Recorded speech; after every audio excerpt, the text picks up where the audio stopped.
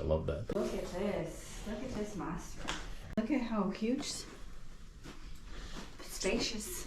So this is gonna be a shell. Everything is gonna get demoed. But then we were kind of like talking about it, and the door's gonna move now here in the center.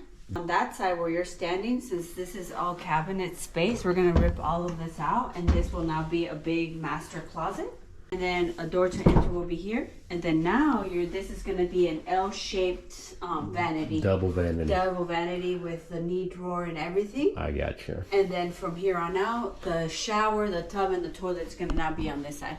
Okay. And then if we can, since we're replacing the siding, we were thinking about making a big picture window here where the tub will be. Yes, I love that. You like that idea? In one big closet and they share, or are we gonna do a hers and his? I think we were saying one big closet, but once it's a shell, maybe we can try to recreate a small closet for him. We might have room to do a hers and his. Yeah, a nice chandelier over the tub, wherever that will be.